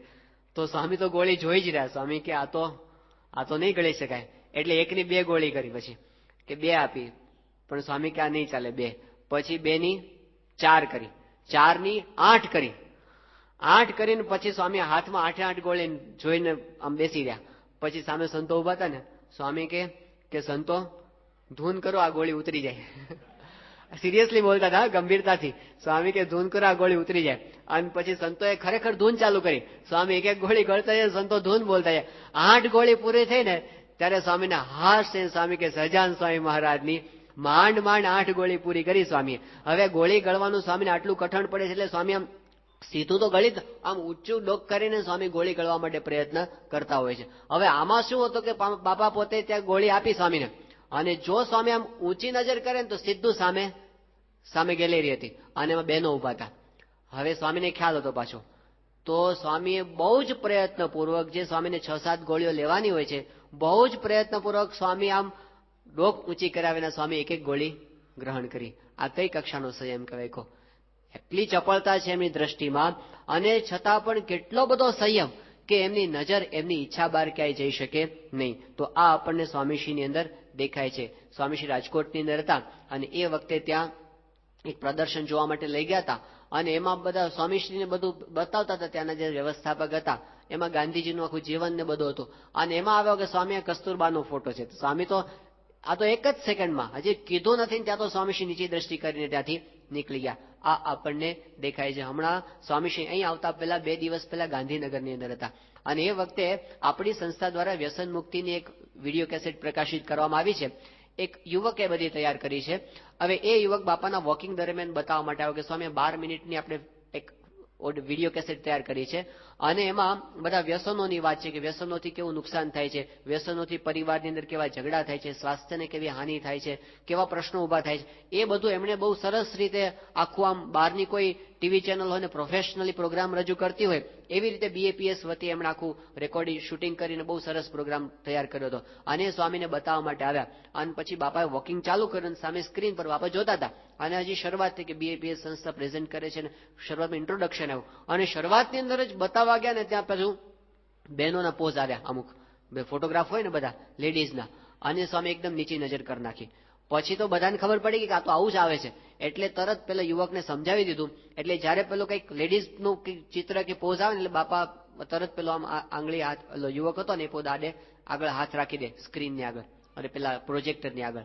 પણ સ્વામીને એક વખત આવું આમ સ્વામીને ખબર પડી ને આવું આવે છે, પેલા એ ભલે ગમે એટલો પ્રયત્ન કર્યો, પછી સ્વામી ઉપર જોવે જ નહીં, ઉપર જ ન જોવે. 2 વોકિંગની વચ્ચે સ્વામી 5 મિનિટ સુધી પેલું ખુરશીમાં બેસી રહે છે, તો પેલો સમજાવતો હોય, ઇન્ટ્રોડક્શન ચાલતું હોય, સ્ક્રીન ઉપર બધું બતાવતા હોય. હવે એમાં કે બધામાં તો લેડીઝ પોઝ હોતા જ નથી, થોડાક ક્યાંક જ હતા, પણ સ્વામી ઉપર જ ન જોવે, નીચે જ જોઈને બેસી રહે, ઉપર જ ન જોયું. હવે એની અંદર બીજું એક પણ હતું કે પાછું પેલું મરઘાને મારતા હોય ને એવું બધું બતાવ્યું હતું કે માંસાહારમાં કેવું અત્યાચાર કરવામાં આવે છે, એ બધું બતાવ્યું હતું. પણ સ્વામીને એની પણ એટલી બધી ચિત્રી, સ્વામી ઉપર જોયું જ નહીં કાંઈ. સાવ છેલ્લે પછી પીડી સ્વામી કીધું બાપા તો ગુણવંત શાહનો ઇન્ટરવ્યુ છે, તમે જુઓ. એટલે પછી સ્વામી ધીમે રહીને પાછું ઉપર જોયું, ત્યાં સુધી જોયું નહીં. તો એમને પોતાને કેટલો બધો, જે મહારાજનો નિયમ છે, આટલા નાના નિયમને પાળવાનો ખટકો તો એ એમના વર્તનની અંદર આપણને દેખાય છે. સ્વામીશ્રી જયારે ત્યાં બોચાસણની અંદર હતા અને એ વખતે સ્વામી પાસે આ બધી વાત નીકળી હતી, અને એમાં એ વખતે એવું થયું કે HM પટેલ સાહેબ પોતે ધામની અંદર પધાર્યા હતા, HM પટેલ. અને બાપા પાસે સમાચાર કે બાપા જે HM પટેલને આપે વાત કરેલી પેલી કે અમે ખૂણામાં બેસીને ભજન કરશું, એ HM પટેલ ધામમાં ગયા સ્વામી પાસે વાત કરી. પછી બધા સંતોએ વાત કરી, સ્વામી સાહેબ જ્યારે તમારી પાસે આવતા ને HM પટેલ, ત્યારે કાયમ આ વાત અવશ્ય કરતા કે દુનિયાની 50% વસ્તીને તમારો ડાયરેક્ટ લાભ મળતો નથી. એટલે સ્વામી એકદમ હસવા માંડે. સ્વામી કે હા વાત તો સાચી, સાહેબ જ્યારે આવતા ત્યારે કહેતા કે દુનિયાની 50% વસ્તીને તમારો સીધો લાભ મળતો નથી. પછી સ્વામી એકદમ બોલ્યા, સ્વામી કે પણ હકીકત તો એ છે કે ખરો લાભ તો એ 50% જ લે છે, એવું સ્વામી બોલ્યા. સ્વામી કે આ તો છે ને બધા અમારા ધબ્બા ખાઈને બહાર જઈને બીડીઓ ફૂકે, પણ સ્વામી કે મહિલાઓ છે નિયમ ધર્મ વધારે પાળતા હોય, એ બધા તપ વધારે કરે, ભક્તિ વધારે કરે, આવું બધું પાછું સ્વામી એ વખતે વખાણ પણ કર્યા. તો જો એમની નજરની અંદર એવું નથી, તિરસ્કાર નથી, પણ જે મર્યાદા, મહારાજનું જે શાસન, મહારાજે જે સાધુની રીત બતાવી છે, ગુણાતીત એનો આદર્શ છે, એ આપણને દેખાય. તો સ્વામીશ્રીના જીવનની અંદર આ વર્તનની દ્રઢતા આપણને દેખાય છે, એમનો સંયમ. એમના જીવનની અંદર આપણને દેખાય. સ્વામીશ્રી પોતે આમ બહુ સરસ રીતે સમજી શકે છે કે કઈ વસ્તુ સ્વાદિષ્ટ કહેવાય, કઈ વસ્તુ ન કહેવાય, અને છતાં એમના જીવનમાં સ્વાદ નથી. અમદાવાદની અંદર બાપા હતા અને એ વખતે કંઈક મેસૂબ આવ્યો હતો થાળની અંદર. તો સ્વામીશ્રી પેલું ની રીત છે કે રોજ ચપટી ભરીને સ્વામી પેલા ઠાકોરજીનો પ્રસાદ લેતા હોય છે. એટલે સ્વામી એક ચપટી ભરીને મેસૂબ લીધો અને મોઢા મૂક્યો અને પછી સ્વામી કે આમાં કંઈક ફેરફાર છે, બરાબર લાગતો નથી. એટલે પછી એ વખતે ત્યાં આગળ જે બધા જાણકાર સંતો હતા, બધા ભંડારી, એમને સ્વામી બોલ્યા. એટલે બ્રહ્મતીર્થ સ્વામી ત્યાં હાજર હતા. સ્વામી એમને થોડો ચખાડ્યો મેસૂબ કે લો ચાખો. એમણે ખાધો. સ્વામી કે શું લાગે છે? એ કે હા સ્વામી એમ કઈ બરાબર નથી, કંઈક તકલીફ છે. સ્વામી કે શું તકલીફ છે? એ કે સ્વામી એ તો કઈ ખબર પડતી નથી, કંઈક બરાબર નથી એવું લાગે છે. પછી સ્વામી બીજા ભંડારી સંતને, ત્રીજાને, બધાને સ્વામી ટેસ્ટ કરાયો. બધાને કંઈક તકલીફ છે પણ શું પ્રોબ્લેમ છે કઈ ખબર પડતી નથી. ત્યારે બધાએ જોઈ લીધું ને પછી સ્વામી કે તકલીફ એટલી જ છે કે ઘી છે ને બળેલું વાપર્યું છે એટલે આવો ટેસ્ટ આવે છે, બાકી આવો આવે નહીં. તો એ એમને ખબર પડે છે પાછી કે એમની નજર બહાર. એ તો બધું સ્વામી ઘણી વખત કહે છે કે શાસ્ત્રીજી મહારાજે અમને બધું શીખવાડી દીધું છે, કાંઈ બાકી રાખ્યું નથી. પણ છતાં એમનો સંયમ કેટલો છે, એમની આમ નિસ્વાદીપણું. કોઈ નજર કરે તો તરત એમને ખબર પડે કે સ્વામીશ્રી કેટલા બધા નિસ્વાદી છે, કે કોઈ વસ્તુની ક્યારેય આમ અકરાત્યાપણું આપણને દેખાય નહીં. અને સ્વામીશ્રી જે રીતે જમે છે ને, એક વખત પ્રયત્ન કરવા જેવો છે. એમ ચપટી ભરીને જમતા હોય છે ને, કોઈ જમી ન શકે. સ્વામી જે રીતે આઈસ્ક્રીમ જમે છે ને, આઈસ્ક્રીમ સ્વામી પાસે જયારે મૂકવામાં આવે ને ત્યારે બહુ જ આગ્રહ કરે ને ત્યારે સ્વામી પેલું ચમચી હોય ને એનો આગળનો ભાગ આમ અડાડે આઈસ્ક્રીમમાં, અને પછી મોઢામાં મૂકે તો અડધો આઈસ્ક્રીમ તો પાછો આવ્યો હોય. આ તો દર્શન કરેલા છે સંતોએ કે આટલી હદ સુધી કે અડધી ચમચી, અરે 5 ચમચીમાંથી 5 ચમચી બાકી આવે, એવું તો સત્પુરુષની અંદર જ દેખાય, બીજે કઈ આપણને દેખાય નહીં. તો આપણને દેખાય કે કેટલું બધું એમની અંદર નિસ્વાદીપણું. સ્વામીશ્રી પોતે આમ બાપાના થાળમાં જયારે શ્રીખંડ કે કેરીનો રસ એવું કંઈક મૂકવામાં આવે છે ને, તો સ્વામીશ્રી પોતે જમે પણ આમ ખાખરો હોય ને, ખાખરો એ પેલા કેરીના રસમાં બોલે, એનો છેડો બોલે આગળનો ભાગ, અને પછી આમ ખંખેરી નાખે અને પછી સ્વામી જમતા હોય. અને જમીન પૂરું કરે ને તો તમને એવું લાગે કે વાટકો ઓછો થયો જ નથી, એટલો ને એટલો જ છે. તો એમને ક્યારેય કોઈ વસ્તુ આમ સ્વામીશ્રી પાસે જે સંતો ફરે છે એ કહે છે કે ક્યારેય એમણે કોઈ દિવસ ફરમાઈશ કરી નથી મારા માટે આ બનાવજો, ક્યારેય કોઈ વસ્તુની ફરિયાદ કરી નથી કે કેમ તમે આવું કરો છો. તો એમને બધી જ ખબર પડે છે અને છતાંય ક્યારે એમના જીવનની અંદર સ્વાદ જોવા મળતો નથી. 2004ની સાલમાં બાપા લોસ એન્જલસમાં હતા અને એ વખતે એવું થયું કે બાપાની સામે બધા બાળકો બેઠા હતા અને રિપોર્ટિંગ કરતા હતા બધા બાળ મંડળનું, અને સ્વામીશ્રી એટલા બધા આમ રિપોર્ટ સાંભળવામાં તલ્લીન થઈ ગયા હતા કે સ્વામીને એ જ બધું સાંભળતા હતા. ને એમાં સ્વામી એકદમ પેલો ઉકાળો, સ્વામી પેલો સેવક સંત વચ્ચે ટાઈમ આવે એટલે ઉકાળા માટે ગ્લાસ આપે, તો ગ્લાસ આવે ને તો સ્વામી એમ હાથ ધોવા માટે હાથ ધર્યા. પછી વલ્લભ સ્વામી એમ હાથ ઠેલો, એ કે હાથ ધોવા માટેનો ગ્લાસ નથી, આ તો ઉકાળો પીવાનો ગ્લાસ છે. સ્વામી કે હાલાવો. તો આટલી હદ સુધી પોતે બેધ્યાન હોય છે એની અંદર. એમનું ધ્યાન કથા વાર્તાની અંદર હોય, એનું ધ્યાન હરિભક્તોને સાંભળવાનું અંદર, શું ખાય છે કે શું નથી ખાતા એનું ક્યારે એમને ભાન હોતું નથી. યા નિશા સર્વભૂતાનામ તસ્યામ જાગૃતિ સંયમી યસ્યામ જાગૃતિ ભૂતાની સા નિશા પશ્યતો મુનેહે. કે જે જગતના લોકો જેની અંદર રાત દિવસ જાગ્યા છે, સત્પુરુષને એની અંદર કઈ રુચિ જ નથી અને પોતે એનાથી અત્યંત નિર્લેપ વર્તતા હોય છે, તો એવો એમના જીવનની અંદર સંયમ આપણને દેખાય છે. બીજું કાંઈ નહીં, પણ ખાલી સ્વામીશ્રીના વિચરણને કોઈ એક વખત જુએ ને, કોઈ ખાલી એક વખત ઉપર છેલ્લું વિચરણને સ્વામીશ્રીના આમ વાત સાંભળે ને તો પણ પ્રતીતિ થાય કે આ લોકના સુખની અંદર પ્રીતિ હોય એ પુરુષ ક્યારેય આવું વિચરણ કરી શકે નહીં. ક્યારેય પોતાના શરીરનો એમને વિચાર કર્યો નથી, ક્યારેય નહીં. એમને હંમેશા, હમણાં દેવચરણ સ્વામીએ પ્રસંગ કીધો હતો કે 1974ની સાલમાં સ્વામીશ્રી ત્યાં અમેરિકા પધાર્યા હતા. લોકો અમેરિકા જતા હોય છે, ફરવા જાય, અમેરિકા જતા હોય છે, આમ જાગ જમાળ જોવા માટે જાય. સ્વામીશ્રી દેશમાં હોય કે પરદેશમાં એક સરખી જ રીતે એમની હોય છે. તો 74ની સાલમાં બાપા ત્યાં ગયા હતા અને એમાં એ વખતે તો બહુ જ પીડાવાળું વિચરણ હતું. તો સવારે સ્વામી ઉકાળા પાણી કરીને પછી પોતે પધરામણી નીકળ્યા. એ વખતે દેવચરણ સ્વામી બધા સેવક સંતો હતા, એમને સ્વામીએ કીધું કે જો અમારે આવતા કદાચ મોડું થશે એટલે લગભગ 1 વાગી જશે, તો તમે અમારી રાહ જોતા નહીં, તમે બધા જમી લેજો. એવું કહીને સ્વામી પોતે નીકળ્યા. હવે આ બાજુ સ્વામી ન જમે ત્યાં સુધી કોણ, પછી કોઈને ઈચ્છા થાય કે બાપા આવશે પછી જમશું. 1 વાગે તો ન આવ્યા, 1:30 વાગે ના આવ્યા, 2 વાગે ના આવ્યા. એમ કરતા કરતા સમય ચડતો ગયો તે સ્વામીશ્રી સાંજના 6:30 વાગે આવ્યા. બપોરનું ભોજન તો ગયું જ. 6:30 વાગે સ્વામી, અને એ વખતે આ બધા રાહ જોઈને બેઠા કે સ્વામીને કીધું બાપા કઈ અત્યારે લેવું છે ભોજન, કંઈક અંગીકાર કરવું છે? સ્વામી કે અમારે સ્નાન કરવું છે. સ્વામી સ્નાન કરીને આવે ત્યાં સભાનો ટાઈમ થઈ ગયો. સ્વામી કહેવાય સભા પછી જોશું એમ કરીને સ્વામી સીધા સભાની અંદર ગયા. સભા રાત્રે 9 વાગે પૂરી થઈ ને એ વખતે પધરામણીઓ પાછી ચાલી. તે રાતના 9 વાગે પધરામણીઓ ચાલુ થઈ, 11:15 વાગે બાબા ઉતાર આપીને પછી ભોજન એમણે અંગીકાર કર્યું આખા દિવસનું.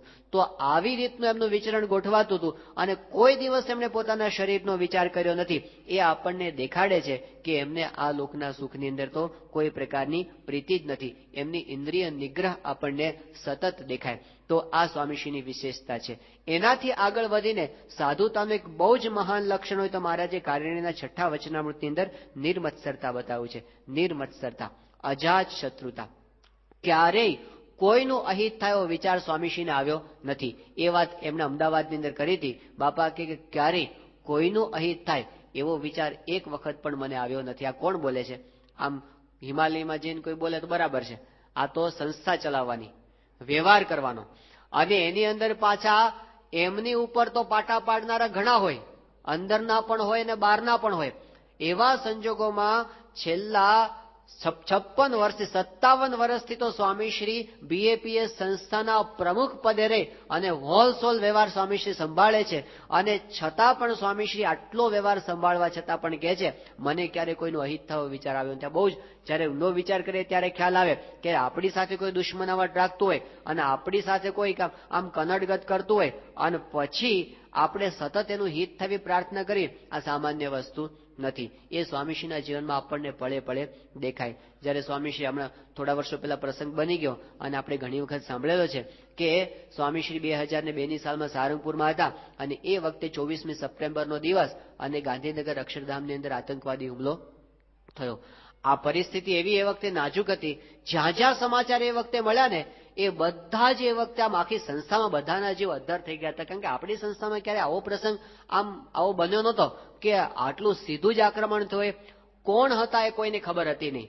જ્યારે આક્રમણના સમાચાર આવ્યા સાંજના 5:30-6 વાગે કે આતંકવાદીઓ અંદર ઘૂસી ગયા છે અને આડેધડ ગોળીબાર ચલાવે છે, ત્યારે મોટી ચિંતા તો એ હતી કે કેટલા આતંકવાદીઓ છે એની ખબર આપણને હતી નહીં. હકીકતમાં એ લોકો કોણ છે એની પણ ખબર હતી નહીં. એ લોકો પાસે કેવા પ્રકારના સાધનો છે એની પણ ખબર હતી નહીં. એ લોકોનું શું મિશન છે એની પણ ખબર હતી નહીં. કદાચ આખી સંસ્થા પર કોઈ એટેક કર્યો હોય એવું તો નથી ને? આવું પણ કદાચ હોઈ શકે. જાત જાતની શંકા કુશંકા એની અંદર થતી હતી અને એની અંદર પાછા સમાચાર તો એવા વિચિત્ર આવતા હતા ને. મોહન સ્વામી એ વખતે ત્યાં અમેરિકાની અંદર હતા અને એ વખતે ત્યાં આગળ તો બધા છાપાવાળા આડેધડ સમાચાર છાપતા હોય. તે એક છાપાવાળા એવું છાપ્યું કે આતંકવાદીઓ બધા અક્ષરધામના મેઇન મોન્યુમેન્ટની અંદર ઘૂસી ગયા છે અને એ લોકોએ સ્વામિનારાયણ ભગવાનની મૂર્તિ પર ગોળીબાર કર્યો છે અને ત્યાં બોમ્બ નાખ્યા છે. હવે આવું બધું વાંચે એટલે રૂવાડા ઉભા થઈ જાય કે નહીં? એટલે પેલા યજ્ઞવલ્લભ સ્વામી તો આમ એ તો કોઈ દાડો મરતા ને મર ન કહેવા છે. એને તો આમ એવું થઈ ગયું ને એ કે આમ શાપ દેવા જેવા છે કે જાત જ આખી ખલાસ થઈ ગયું છે. આ તો હાવ નકામી છે ને આમ છે ને તેમ છે ને એટલું બધું આમ આપણને થઈ જાય. શાંતમાં શાંત હોય ને એને પણ શાપ દેવાનું મન થઈ જાય. એવી પરિસ્થિતિની અંદર સ્વામીશ્રી પોતે એટલા બધા સ્વસ્થ હતા કે જેવું આ આતંકવાદના સમાચાર મળ્યા સ્વામીશ્રી પોતે રૂમની અંદર બિરાજમાન હતા અને મિટિંગ ચાલતી હતી કચ્છના જે આપણો કાર્ય ચાલે છે બધું આપણું ભૂકંપનું, એની બધી મિટિંગ ચાલતી હતી. નવા મકાનો બંધાતા હતા એની. ઈશ્વરચરણ સ્વામી બેઠા હતા, બ્રહ્મવિહારી સ્વામી બેઠા હતા અને પછી બધા અક્ષય મુનિ સ્વામી બેઠા હતા. અને જેવા સમાચાર આવ્યા ફોનની અંદર કે સ્વામી આતંકવાદી હુમલો થયો છે ને આવી પરિસ્થિતિ છે, સ્વામી તરત મિટિંગ બંધ રાખી. સ્વામી કે આપણે મહારાજને પ્રાર્થના કરીએ. 5 મિનિટ સ્વામીએ ધૂન કરી અને ધૂન કરીને પછી તરત સ્વામી ઈશ્વરચરણ સ્વામી તમે નીકળો. એને મોકલી દીધા સ્વામીએ ત્યાં ગાંધીનગર અને તરત સ્વામી કે હવે નેક્સ્ટ મિટિંગ, તરત બીજી મિટિંગ, ત્રીજી મિટિંગ. તો સ્વામી તો પોતાના કાર્યની અંદર છેક સુધી વ્યસ્ત રહે. હરિભક્તોને પણ મુલાકાત આપી. બધું જ આપણે જીવ બધાને એવા આધાર છે કે આ બીજું કોઈ કામ કરી શકીએ નહીં. પણ સ્વામીશ્રી બહુ સ્વસ્થ હતા અને એ વખતે જ્યારે સ્વામીશ્રી દિલ્હી ગાંધીનગર અક્ષરધામમાં પધાર્યા જ્યારે અઠવાડિયા પછી અને સ્વામીશ્રીને બધું બતાવવામાં આવ્યું કે સ્વામી કઈ જગ્યાથી આતંકવાદીઓ પ્રવેશ કર્યો હતો, એ લોકો કયા રૂટ ઉપરથી પસાર થયા, કેવી રીતે આ મેઇન મોન્યુમેન્ટ સુધી જવા પ્રયત્ન કર્યો, ત્યાંથી હોલ નંબર 1માં કેવી રીતે ગયા અને હોલ નંબર 1માં કેવી રીતે આડેધડ ગોળીબાર કરી અને એમણે ઘણા બધાને મારી નાખ્યા અને ત્યાંથી આતંકવાદીઓ કઈ જગ્યાએ ચડ્યા હતા એ અગાસી બતાવી અને ત્યાંથી પછી તે પ્રેમવતીની દિશામાં ત્યાં આગળ વધીને પછી એ લોકો કેવી રીતે હોલ નંબર 3ની પાછળથી ક્યાં કૂદ્યા, આખી રાત ક્યાં સંતાણા હતા, એમ કરતા કરતા છેલ્લે સ્વામીને બતાવ્યું કે સ્વામી ફરતા ફરતા કીધું કે અહીં આગળ આ ઝાડ છે ને, આ બે આતંકવાદીઓને સવારે 6:30 વાગે પેલા જે કમાન્ડોઝ હતા અહીં એ લોકોને મારી નાખ્યા, એવું સ્વામીને બતાવ્યું. એટલે સ્વામી સીધા ત્યાં ગયા, જે જગ્યા ઉપર એ લોકો મરી ગયા હતા ને ત્યાં એ જગ્યા ઉપર. સ્વામીએ કીધું પુષ્પો લાવો. સ્વામી પુષ્પ મંગાવ્યા. સ્વામી કે પાણી લાવો. સ્વામીએ ત્યાં પુષ્પ છાંટ્યા, પાણી છાંટ્યું, અને સ્વામીએ સંકલ્પ શું કર્યો કે આ બે આત્માઓ છે ને એની સદગતિ થાય મહારાજને આપણે પ્રાર્થના કરીએ. આવું થાય? આપણને થાય કે એવા નરકની અંદર જાય ને કે કોઈ દાડો બહાર નીકળે નહીં. પણ સ્વામી એનું પણ અહિત ઈચ્છી શકતા નથી. આ કઈ કક્ષાની વાત કહેવાય? એમનું હૃદય કેટલું નિર્મળ છે એના દર્શન આપણને આવા પ્રસંગે થાય. સ્વામી શ્રી 1990ની સાલમાં રાજસ્થાનમાં પધાર્યા હતા, અને ત્યાં રાજસ્થાનના આપણા હરિભક્ત છે માધવસિંહજી દિવાન, શાસ્ત્રીજી મહારાજના વખતથી એમના માતુશ્રીને સત્સંગ, દાજી બાપુના દીકરી એ એમના માતુશ્રી એ અહીંથી સત્સંગ લઈને ગયા. અને પછી સ્વામીશ્રીને પધરાવવાની એમની બહુ જ ઈચ્છા હતી, એટલે પછી 90ની સાલમાં બાપા પોતે ત્યાં પધાર્યા હતા. આ માધવસિંહજી તો ત્યાંના બહુ મોટા રાજવી કહેવાય, અને ત્યાંના રાજકારણની અંદર પણ પોતે બહુ આગળ પડતા છે. એમને ત્યાં બાપાનો ઉતારો હતો. એ દરમિયાન એક દિવસ એવું થયું કે સ્વામીશ્રી પોતે સાંજના 4 વાગે ઠાકોરજી જાગે અને પછી પોતાના રૂમની અંદર બિરાજમાન હતા. બાજુમાં ઠાકોરજીની મૂર્તિ, બાપા રૂમમાં એકલા હતા. અને એ વખતે અમદાવાદનો એક યુવક છે હેતલ, એ બાપાની સાથે વિચરણમાં જોડાણો હતો. એ પણ કઈ રૂમની અંદર બેઠો હતો. એટલે કોઈ જ નહોતો ને સ્વામી એમને બેઠા હતા. એટલે હેતલે સ્વામીને વાત કરી કે બાપા મારે એક વાત તમને પૂછવી છે. સ્વામી કે શું પૂછવી છે? કે આ રૂમની અંદર અત્યારે શ્રીજી મહારાજ સાક્ષાત બિરાજમાન છે, આપ સાક્ષાત બિરાજમાન છો, તો હરિકૃષ્ણ મહારાજ બિરાજમાન છે અને આપ બિરાજમાન છો. આ સમયે હું જે સંકલ્પ કરું એ સત્ય થાય કે ન થાય?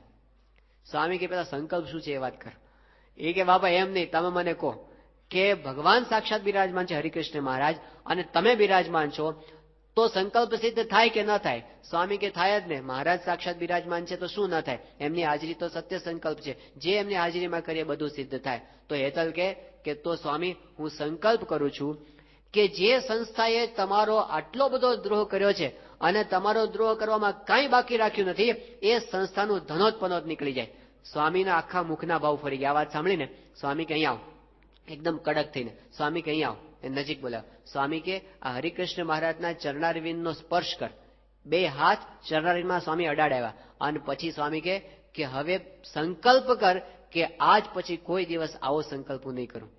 ત્યાં સ્વામીએ સંકલ્પ કર્યો. સ્વામી કે આ મહારાજને તું શું સમજે છે?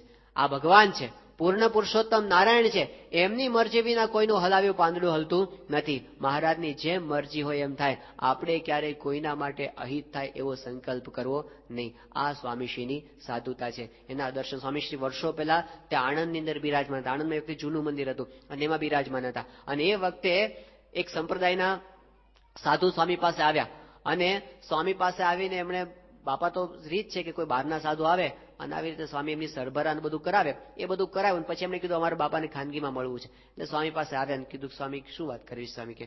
એટલે એમણે કીધું કે સ્વામી ફલાણા છે ને ભાઈ, હવે એ સંપ્રદાયના જે સંપ્રદાયના સાધુ હતા ને એ જ સંપ્રદાયના ધર્મગુરુ, એણે વાત કરી કે સ્વામી એ તમારો બહુ જ દ્રોહ કરે છે, અમને ખબર છે, અને એમના જેટલા કૌભાંડો છે ને એ બધું આ ફાઇલની અંદર છે, એમના બધા પ્રૂફ અમારી પાસે છે, એ લઈને અમે અત્યારે આવ્યા છીએ.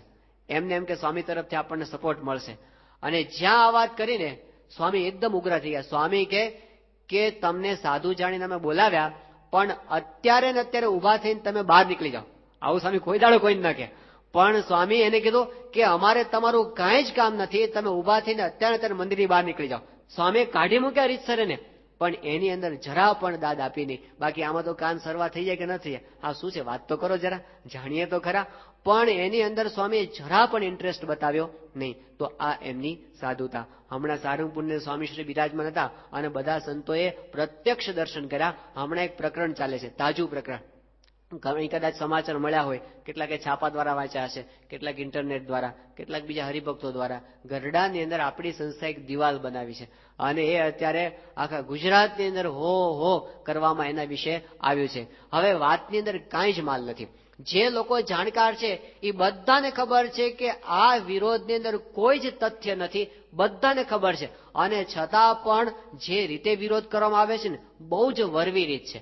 વિરોધ કરવાની રીત પણ હોય, પણ આ જે રીત છે ને એની અંદર તો સ્વામીશ્રીનું ખરાબ દેખાડવામાં કાંઈ બાકી રાખવું નહીં. એ રીતનો વિરોધ ત્યાં આગળ શરૂ થયો છે. આપણી સંસ્થાની જમીન આપણે કાયદેસર લીધેલી, અને એ જમીન હકીકતમાં તો રસ્તા પ્રસાદીના છે જ નહીં, શ્રીજી મહારાજના. એ લોકો એમ કહે છે કે મહારાજના પ્રસાદીના રસ્તા છે, પણ 200 વર્ષ પહેલા તો એમાંથી એકે રસ્તાનું અસ્તિત્વ પણ નહોતું. આની સાબિતી છે રીતસરની. હવે એ જગ્યા ઉપર ખાલી આપણે, અને ગામ લોકોને તો તકલીફ પડે એમ છે જ નહીં, કારણ કે એને તો આપણે મોટો રસ્તો બાજુમાં જ કરીને આપ્યો છે. આટલું બધું છે, અને છતાં પણ વિરોધ એટલો બધો કરવામાં આવ્યો. સ્વામીશ્રીની મૂર્તિને બાળવામાં આવી ત્યાં ગઢડાની અંદર, અને એનાથી આગળ વધીને માંડવધારની અંદર પ્રમુખ સ્વામી મહારાજનું પૂતળું કરી અને જાહેરની અંદર બાળવામાં આવ્યું. રોજ છાપાની અંદર જાત જાતના સમાચાર, અને છાપાવાળા પાછા એવા કે આપણે કલ્પના ન કરી શકીએ એટલી હદ સુધી જૂઠાણું છાપી શકે. એ છાપા એટલી હદ સુધી એવી રીતે છાપે કે જાણે BAPS સંસ્થાએ તો બધું ખોટું જ કર્યું છે એવું રીતસર છાપે. હવે આ બધું જે હોય તે અંદરખાને છાપાવાળા સાથે થયું હોય, પણ છાપા બધા આપણી વિરોધની અંદર છાપે. લોકો બધા ગામની અંદર જાત જાતની સભાઓ થાય, અને બધા આમ નકલી બધા ઉપવાસ આંદોલનો બધું થાય. આ બધું થાય ને એટલું બધું આમ ટેન્શન વાળું વાતાવરણ હતું સારંગપુરની અંદર અમુક દિવસોની અંદર તો. પણ એ વખતે સ્વામીશ્રી અત્યંત સ્વસ્થ. આ છાપાની અંદર સમાચાર હવારમાં તમે ખાલી આટલી કોલમ વાંચ્યો હોય ને, આટલી જ, તો એવું ભયંકર લખાણ કર્યું હોય ને કે તમને આખો દિવસ સુધી આમ એના વિચારો ફેરા કરે મનમાં. પણ સ્વામી તો એટલા સ્વસ્થ. પછી સ્વામી પાસે સંતોએ બધાએ વાત કરી, 2-3 ત્યાં બેઠા તો રૂમની અંદર એ વખતે કે સ્વામી આ બધું બહુ થયું, હવે આ બધું ક્યાં સુધી ચાલશે? સ્વામી કે મહારાજની ઈચ્છાથી ચાલુ થયું છે અને મહારાજની ઈચ્છાથી બંધ થઈ જશે. પણ સ્વામીને કીધું કે સ્વામી હવે બીજું તો કાંઈ નહીં, પણ તમે એવો સંકલ્પ કરો કે હવે આ લોકોના ઝાડા પેશાબ બંધ થઈ જાય, જે વિરોધ કરનારા છે ને એના.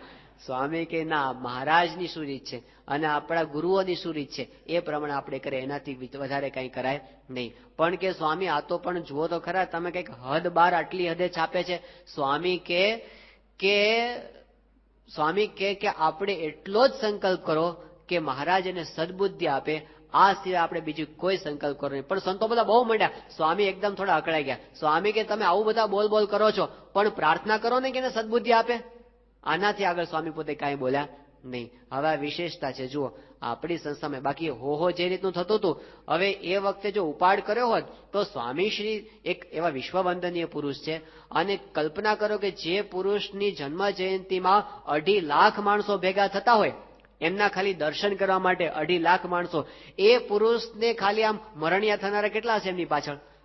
તો સ્વામીનો એક ઈશારાની જરૂર નથી. સ્વામીનો કોઈ ફોટો બાળે અથવા સ્વામીની કોઈ મૂર્તિ બાળે જાહેરમાં, અને આ ખબર પડે તો એવા 50 માણસો મરણિયા ન નીકળે કે જે કાંઈનું કાંઈ કરી નાખે. પણ આશ્ચર્યની વાત એ છે કે આપણા સત્સંગીઓ તરફથી, આપણા હરિભક્તો તરફથી કોઈ એક સૂત્રોચ્ચાર થયો નથી, એક હરફ સુદ્ધા ઉચ્ચાર કર્યો નથી, કોઈ સામે બોલ્યું નથી.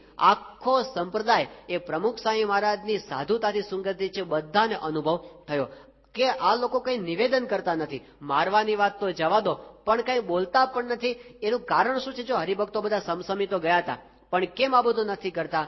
બધાને મનમાં એક જ વિચાર છે કે જો આપણે કઈ આમાં કરશું ને તો સ્વામી રાજી નહીં થાય.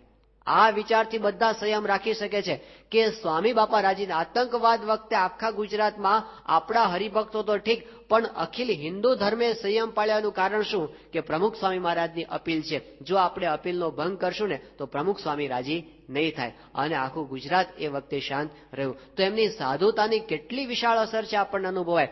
ત્યાં રામાયણની અંદર એક પ્રસંગ આવે છે કે જ્યારે ભરત અને શત્રુઘ્ન એ તો પોતે મામાને ત્યાં ગયા હતા, અને પાછળથી કઈ એ બધો પ્રસંગ ઉભો કર્યો, અને દશરથ પાસે 2 વરદાન માંગ્યા, અને રામચંદ્રજીને વનની અંદર મોકલી દેવામાં આવ્યા, અને દશરથનું પણ અવસાન થઈ ગયું.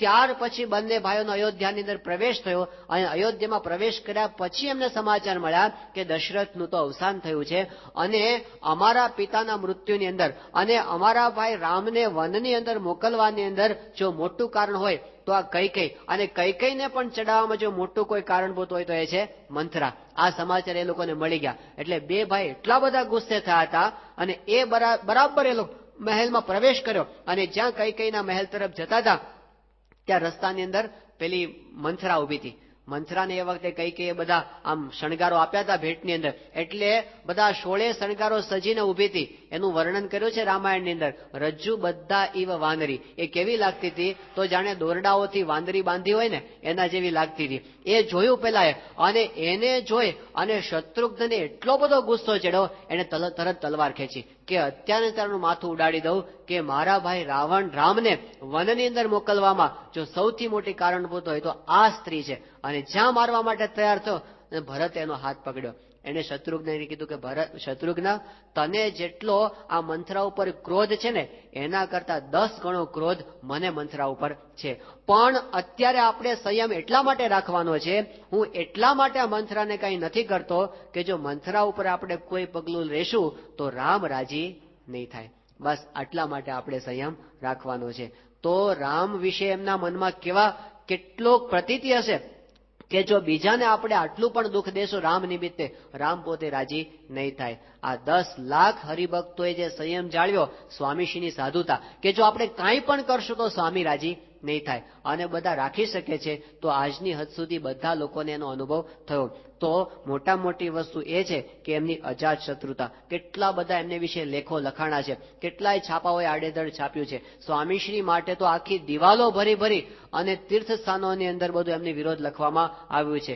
એમના વિશે કેટલી બધી પત્રિકાઓ વેચવામાં આવી છે. CFI જ્યારે અમેરિકાનું ચાલુ CFI એ આપણા જ મહોત્સવની અંદર પત્રિકાઓ વેચાતી હતી. અને એની તો ભયંકર શબ્દો બધા કે આવી રીતે આમ બ્રહ્મ રાક્ષસ છે ને એવા બધા શબ્દો સ્વામીશ્રી માટે વાપરવાના, અને એ કરનારા સ્વામીશ્રીને જવાબ દઈ શકે એમ છે, એ લોકો પર પગલા લઈ શકે એમ પણ છે. પણ સ્વામીએ બધા સંતોને એ વખતે શાંત રાખ્યા કે આનો આપણે કોઈ જવાબ આપવાનો નથી, આના પર કોઈ પગલા લેવાના નથી. તો આવા જે નિર્મત્સર સંત છે એ ભાગવત ધર્મના અધિકારી છે. એમના હૃદયની અંદર સદાય સર્વનું હિત થાય એવી એમની ભાવના છે.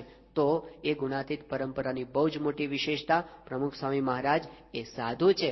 તો સાધુના કપડાને એમને પોતે શોભાવે. બીજા તો ભગવા કપડાથી શોભતા હોય, પણ ભગવા કપડાની ખરેખરી શોભા એ સ્વામી બાપા પોતે છે. એના દર્શન આપણને થાય છે.